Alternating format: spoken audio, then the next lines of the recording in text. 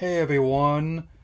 Well, earlier today, I have had the Nintendo Direct for Fall streamed once again, as it often does this time of year.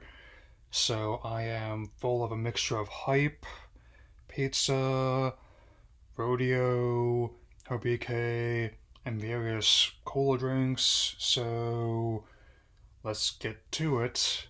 The event was once again presided over by Shinya Takahashi, and led off with the side order DLCs for Splatoon 3, which has now been pushed back ever so slightly to spring 2024, which needs to be on track for this winter. But I actually don't mind that. I mean, I'm still working on getting the new weapons and gear for this most recent update of the base game, having logged 500 hours into it. I do hear the new Inkopolis look is great for people who do have it.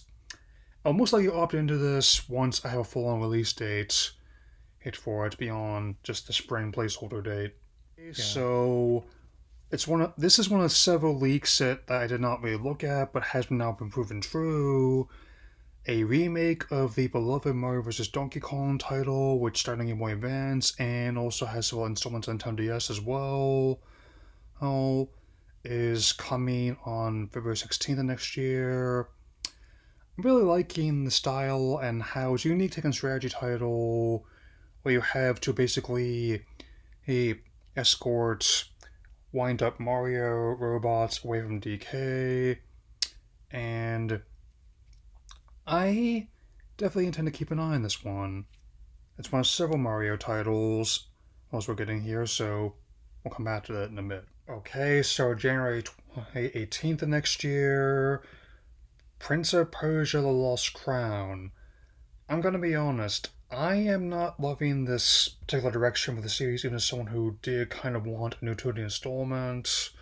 But we'll see, especially given the current state of their publisher and developers as well. Oh man. Fortunately, I have other titles that are much more varied to address in just one moment. It isn't a lightning round, but it still has titles I can go through relatively quick. I mean, Horizon Chase 2, which is out now, a sequel to the popular retro reimagined racing title Horizon Chase Turbo. Oh, Super Crazy Rhythm Castle, November 14th. I don't understand the hype behind this game, but we shall see what happens. And Spy Cross Anya Operation Memories. I'm gonna make clear that I'm not a huge Spy Cross Family fan, but at least understand its appeal. I mean, so we'll see how this game does next year. And one of the things I was hoping to see in this direct, more information from our RPG remake, to which I say Wahoo. I'm actually more excited for this than I was really want to be honest. I mean, which will tell you what kind of Mario fan I am. Especially like how they retain like the combat system from the original game, and also how they handled the visuals and music too. And I'm very much looking forward to seeing which combination of Mallow, Geno, and yes, even Bowser will be to play with once it launches on November 17th. Okay, so January 19th of next year, another code, Recollection, a remake of the first two games in the series, the second of which has never come out in the United States before. I never played Trace Memory on the original DS, but we'll see how it goes. Plus, it comes out the week before Tekken 8, so it's definitely going to be a crowded month for me, especially if I have PS5 by then. Princess Peach Showtime, so we now have a title and a release date for Princess Peach's latest standalone game, March 22nd next year. And with the costumes and variety of mechanics that result from them, the synergy, especially after how much agency the movie gave her, is truly, truly, truly outrageous if you'll forgive reference some of you might have to Google. Yeah. Saga, Emerald Beyond, coming out next year. I made it clear before I'm not a huge Saga fan. This isn't doing much to change that. There must be some audience for the series outside Japan. If it's not as popular here as it is there, if they keep bringing them over. So, like the others, I'll just wait and see how this turns out. Now, this was a very pleasant surprise. Tomb Raider Remastered Collection coming next Valentine's Day, and I remastered the first three titles. You can even switch between the remastered visual style and the classic low poly style of the earlier games. I'm so glad to have the fun Lara back after the Croft family drama trilogy, as I have taken a calling it. I mean, I definitely hope that future installments are more like the earlier ones tonally, like after now that Embracer Group owns Crystal Dynamics and by proxy the series. I mean, apparently a little fun fact about her now iconic assets. Apparently, they look like that because the developers who screwed up the values when they were making the polygon counts. How about that? Hmm. October 6th, Detective Pikachu Returns.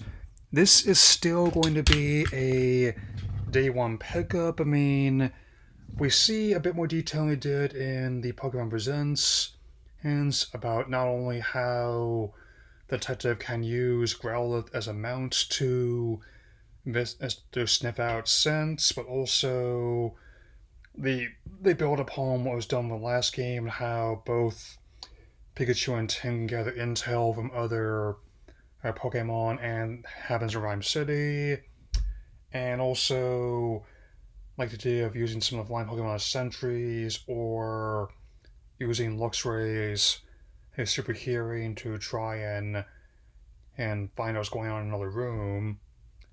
And also, there's still humor in there. It reminds me a lot of earlier her Lucas Arts originals, such as Maniac Mansion, the my personal favorite, a bunch Full Throttle, in terms of that kind of point and click time. So yeah, it looks like it'll be fun. And another game that's out now on the Switch, the mimetic rhythm titled Trombone Champ. And I will say that on top of the mimetic renditions of classical standards, which almost border on the infamous Wii music reveal, but done intentionally this time. And the It's a Real Toot selling point reminds me a lot of Noise Puppet in his videos. I mean, go check out that channel if you haven't seen them. They are indeed a real toot. Okay, so on to the first lightning round with Battle Crush coming next spring, Warrior Tales out now, two titles for strategy fans it seems, and another title coming out early next year, Contra Ovulation Galuga. Not sure how to feel given State Current Konami, but way forward, her definitely looks like they'll be doing another good job like they were Contra 4. Well, its fails, I can't imagine being worse than infamous Contra Rogue Core. And off two strategy titles, and that last one to another one with Unicorn Overlord, who are coming out March 8th of next year.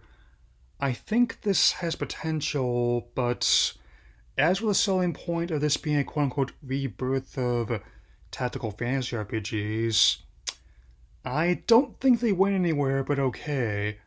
So, it's another one I'll be keeping an eye on. Yeah. Okay, so now I think this is a slight delay from an earlier release window, but now HD Remastered Luigi Mansion 2 Dark Moon is coming next summer, and now this leaves the first game. It's also very easy material for an animated spin off movie, if Illumination's so inclined. I certainly watched, especially they had Charlie Day reprise his role. I mean, a couple of small but significant announcements. The Nintendo Museum Gallery is coming to Kyoto, which is fitting given how that's their base operation and has been ever since the company started as a toy maker, making a rebrand an entertainment company, not really that much of a stretch. And the final amiibo for Smash Bros. Ultimate is coming with Sora, so meaning it was indeed here. I think that's also one advantage that they had over other Toys to Life brands, where on top of doing different things, different games, they work pretty well on their own as Nintendo collectibles because a lot of people just think they're neat. Like Marge and the Potato and that kind of meme, if you get what I'm saying. Another leak that has now been confirmed, that's out now, F-Zero 99, the first F-Zero game since F-Zero Climax on the Game Boy Advance. It's basically like the original on my Super Nintendo poster here, but as a 99 player battle royale title, which might be the proverbial shot in the arm the series needed after a long hiatus. Between this and the remaster of F-Zero GX they're reportedly looking on, as well exactly what I and others argued. Like, you wouldn't necessarily have to reinvent the wheel, or in this case, the propulsion system. Just have to take it someplace interesting. Looks like this is it. I'm loving it so far. Bandle, Tale, and Son of Nunu. I am not into League of Legends, so let's move on. WarioWare Move It, November 3rd of this year. Here, which features a host of mini games using the Joy-Cons in unique ways. Not just with the absurdity of Wario and other people in these games taking a vacation on an island, but also really interesting uses of legacy Nintendo titles. Now, that's how you move on. Okay, so not quite a lightning round. I know there's an angle change slightly there, but ones that I'll be going through quickly, and just say I'm going to keep an eye on them all for different reasons. Yuden Chronicles 100 Heroes, our strategy title, coming out April 23rd next year. Eastward Octopia, an expansion to Eastward, which is coming this Christmas. War Groove 2, a strategy title out now, and Dave the Diver coming out to 26, which I guess is kind of like Coffee Talk with fishing. And we finally have a taste of the final wave of the Booster Quest Pass and Mario Kart 8 Deluxe. We have 3 returning characters from previous titles: Diddy Kong, Funky Kong, and I also especially like Pauline coming from Tour, especially as that game is winding down. And also, again, with her role in the movie as well as Odyssey, where she's the mayor, and according to the lore, she has aspiration of being governor as well. So, and the first of the last wave of courses we'll be getting is the Daisy Circle Mario Kart Wii, and it's fittingly coming Christmas time, so I think this should be one last nice present for us all. Yeah. Okay, so another expansion for Among Us has come. The Fungus Jungle, or Fungle as I call it. And the way they spelled it, I totally see what they did there, especially when their ships are growing mushrooms before crash landed on the surface. On top of what the previous builds of the game did, I guess we can add some fungus monsters to the mix as well. It goes live in the fall, and I'm once again liking how Inner Sloth is still releasing content to keep the game fresh, especially since the initial plan was to make a full-on sequel, but it proved to be so successful they actually put the resources and content we're going to be in there into the main game itself. I like that. Okay, so again, this is technically not a lightning round, but since one of the closing ones of the video was a sizzle reel, what we just saw, I'm going to focus on the games that didn't get in-depth coverage I'm still well interested in. The physical release of the first 2 Pikmin games, HD remasters coming September 22nd, Super Mario Wonder, October 20th. I already did a whole video on that game's direct, so go watch if you want. And the Indigo Disc Chapter DLC of Pokemon Scarlet and Violet coming this winter. I am really enjoying the Teal Mask so far, but both I and this direct have probably saved the best for last. And coming next year, in time of 20th anniversary, a much demanded remaster of fan favorite GameCube title, Paper Mario: The Thousand Year Door. And even though I'm not as big a fanboy of this game, nor am I as down the other Paper Mario titles as succeeded as others are, even I understand just how significant it is. It basically took everything the first Paper Mario Nintendo 64 did and did it bigger, better, and but also kept a lot of what made it great to begin with in terms of the unique gameplay and its humor, where one of your partners who does not think Mario is gonna be a good fighter name and gives you the alias Great Gonzalez during some of these stage fights. And so it looks like it's gonna be another faithful remaster of a beloved title. And now I think I had to revise my list of GameCube titles I'd like to see on this console, because I still would argue that the question is not if we're going to be seeing other titles on the system or the proposed successor, but rather when. Either way, 6 years later, still being quite a resilient console. Anyway, that's all for now, and I will see you all again very soon. Take care, everyone.